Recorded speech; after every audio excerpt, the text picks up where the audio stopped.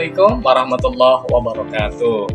Sahabat-sahabat semua, para amil zakat yang ingin menyampaikan ilmu zakatnya kepada para muzaki dengan efisien, dengan baik, maka berikut kami sebagai amil zakat Baitul Mal akan berbagi tips orasi dakwah siswaf yang efektif dan yang menggerakkan serta menyentuh hati.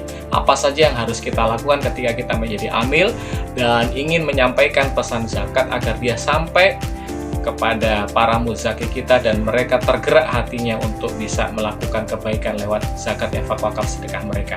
Maka ikuti tips dari amil zakat Baitul Mal berikut. Yang pertama, mulailah dengan niat yang ikhlas karena Allah Subhanahu wa Ta'ala. Sampaikan bahwa dakwah siswaf ini bukan untuk menggurui, tetapi dalam kita menyampaikan dakwah kita kepada umat tentang zakat ini. Yang kedua, ketika kita sudah menyampaikan itu, maka buka dengan ayat dan hadis yang berkaitan dengan zakat. Seperti contohnya misalnya, ayah bunda, saudara-saudaraku, Allah berfirman di dalam Quran surah kedua Al-Baqarah ayat 267, hai orang-orang yang beriman, nafkahkanlah sebagian dari hasil usahamu yang baik-baik. Maka mari kita sampaikan infak kita yang baik-baik ini di jalan Allah. Nah, itu salah satu contoh bagaimana kemudian kita membuka orasi kita. Yang ketiga, bangun koneksi dengan audiens. Ini paling penting sekali bagaimana kita bisa mengkoneksikan antara apa yang ingin kita sampaikan kepada pendengar kita atau para muzaki kita yang ada di sekitar kita. Contohnya misalnya, gunakan bahasa yang ringan dan dekat dengan mereka. Ayah bunda, sahabat dermawan, mungkin kita sering mendengar kata zakat, sedekah, tapi tahukah kita bedanya? Itu akan menjadi bahasa yang ringan yang kita membangun koneksi dengan audiens. Yang keempat, kemudian sampaikan ilmu siswa itu secara jelas dan praktis. Misalnya dengan contoh nyata, zakat wajib bagi yang mampu 2,5% dari harta tertentu. Infak bisa kapan saja, tidak terbatas jumlah. Sedekah bisa berupa senyum, tenaga, atau uang. Wakaf, amal jariah seperti wakaf tanah, wakaf air bersih, sumur, Al-Quran.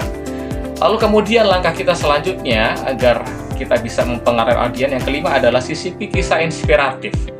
Misalnya, kawan-kawan amil, sampaikan ada seorang pengusaha sederhana setiap bulan menyisihkan penghasilannya untuk wakaf mushaf Al-Quran. Kini, setiap huruf yang dibaca oleh santri-santri itu akan menjadi pahala yang terus mengalir padanya tanpa putus. Nah, setelah kisah inspiratif yang kita sampaikan, kemudian yang keenam, ajak dengan sentuhan hati, bukan dengan memaksa. Maka bisa kita gunakan kalimat seperti, mari, bukan karena kita kaya, tapi karena kita peduli. Ziswaf bukan mengurangi, tapi membersihkan dan melipat gandakan harta yang Allah beri.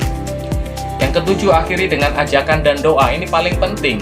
Ketika kita menjadi seorang amil, kita butuh mengajak dan juga paling penting mendoakan. Dalam orasi kita, setidaknya kita sampaikan, semoga Allah lembutkan hati kita untuk menjadi perantara rezeki bagi yang membutuhkan dari apa yang sudah kita sampaikan. Amin. Seperti itu. Lalu kedelapan, gunakan intonasi dan emosi yang tepat. Jangan monoton. Tekankan poin penting dengan nada naik. Beri jeda di bagian yang menyentuh sehingga orang akan masuk ke dalam alur kita. Yang kesembilan yang tak kalah penting adalah gunakan data singkat atau infografis jika ada. Misalnya kita sebut, masih ada hari ini jutaan yatim yang belum terbina. Kami dari lembaga kita membina 300 santri yatim dan penghafal Quran. Padahal dengan 10.000 kita bisa bantu mereka makan dengan program hidangan santri seperti itu. Lalu kemudian yang terakhir, tutup dengan call to action bahasa kita. Panggilan untuk kita langsung mengeksekusi. Dengan kalimat misalnya, insya Allah setiap sedekah yang kita keluarkan akan jadi cahaya di dunia dan akhirat. Ayo mulai, kapan lagi jika tidak dari sekarang. Nah, itu sahabat amil yang dirahmati Allah, kawan-kawan yang bergerak di bidang fundraising, yang ingin menyampaikan orasi-orasi dakwah seputar program-program, itulah salah satu atau beberapa poin dari tips yang kami sampaikan dari Baitul Mal yang bisa digunakan oleh petugas amil untuk bisa menggerakkan siswa ini menyentuh kepada para muzaki. Itu saja yang bisa dibagi di kesempatan kali ini. Mudah-mudahan kita bisa berbagi tips-tips yang lain berkenaan dengan fundraising. Wabillahi taufiq wal hidayah. Mudah-mudahan bermanfaat. Assalamualaikum warahmatullahi wabarakatuh.